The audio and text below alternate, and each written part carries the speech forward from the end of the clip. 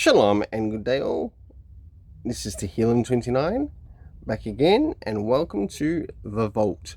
And in this video in The Vault, we are covering Detective Comics issue number 27. And as you can see here, we've got something in relation to what I'll actually be covering, but on top of this also has some additional backstories, or some additional stories in it. And that's why it's got 64 pages. So I'll be going through most of the stories. A couple I'll be missing along the way. And first things first, does this cover in any way, shape or form connect to something that's happening inside of the story? Sure enough it does, because it's actually the first story that's on the drawing board, which deals with the character of Batman, Bruce Wayne. And I give the cover a 10 out of 10. Now it's time to move into the first story. So as we jump into the first story, we got Jim Gordon, also friends with Bruce Wayne.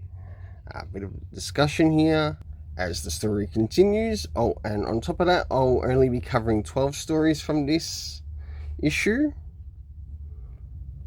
We have Batman getting the work there, and I must admit, his cowl for the time being wasn't the best, but it's still alright for the time. Jumping into the next part of the scene,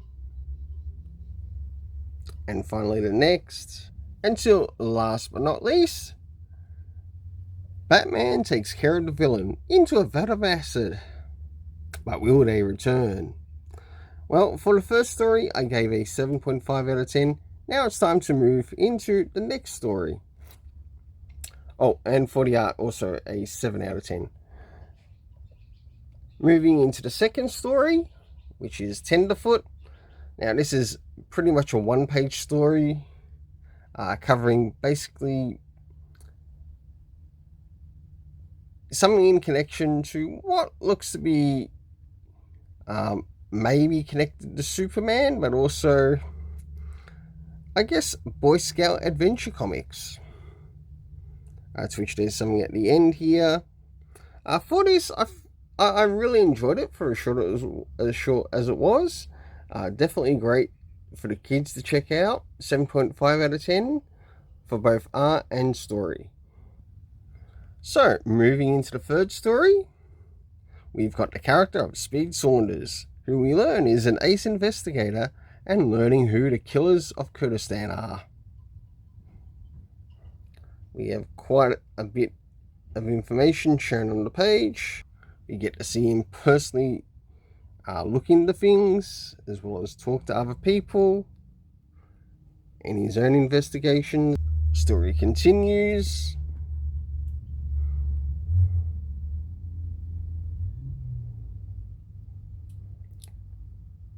And then it finally ends. To which I gave both, I think it was, I gave this one, I think, a 7.5 out of 10, story 3. Unless it's story 4, to which it's a 7 out of 10 for both. Next we have Buck Marshall, the range detective.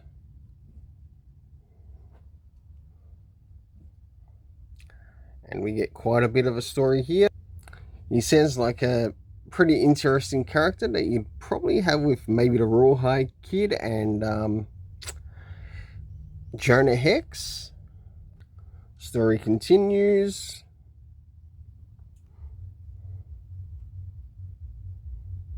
Until we finally reach the end, to which I believe I gave this one a 7 out of 10 for both story and art.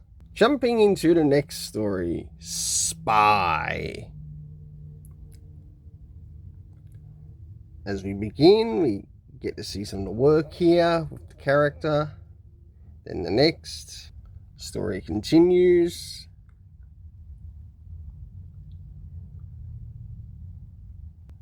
Until last but not least, we start to reach towards the end.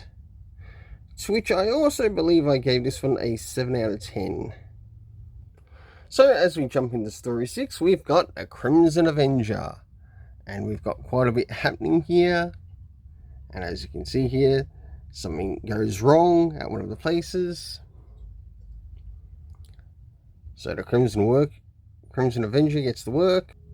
Story continues. Eventually sets up to be captured. They then escape. And that's all for the Crimson Avenger, to which I gave this story a 7.5 for both art and story. Now it's time to move on to story 7. As we jump into story 7, we are in New Orleans with Bruce Nelson. And we see some of the people that he meets up with. A bit of talk and communication. Story continues.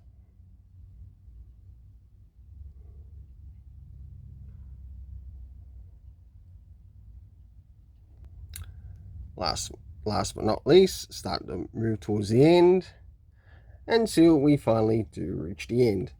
To which I gave story 7, 7 out of 10, along with the art. Now it's time to move to story 8.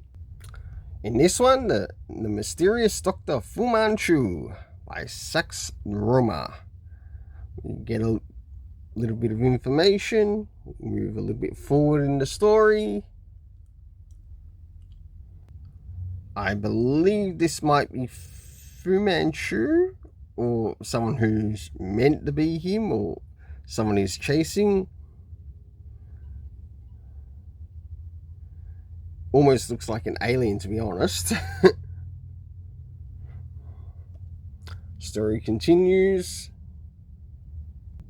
until it finally ends, to which I give this story a 7 out of 10 for both story and art. Now it's time to move on to story 9, Flatfoot Flanagan. As small as this story is, I gave it both a 7 for the art and the story. Moving into the next one, we've got Cosmo the Phantom of Disguise, which was actually quite fun for what it was. Now this is story 10. And we do get to see him sort of like change his disguises. Story advances. Slowly drawing towards the end. And I think this is the end. For this story, I also gave a 7 out of 10. It's now time to move on to story 11, I think it is. As we move into story 11, we have Plainclothes Pete, who we can see works with the police and does a bit of work. So he basically does a bit of undercover work until eventually we slowly reach the end. Alright, to which I gave Plainclothes Pete 7 out of 10. Now it's time to move on to the last story that I'll be covering, and that is covering Slam Bradley. So the story begins here. Slam Bradley, while being a bit of a hoon on the road, encounters some bad people of sorts. You get to see some more happening with the story. The story advances. We get to meet some more people and some discussions. Story continues.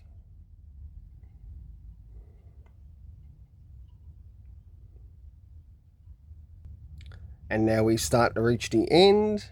And I think the way how this is sort of done, the way Slam Bradley has that person with him, I wonder if that sort of like led to the idea of Batman actually having a younger person with him. And last but not least, finally the conclusion, to which I gave this story a 7.5 out of 10, but for the art a 7 out of 10. So until then, let's keep it colourful and have yourself an awesome day.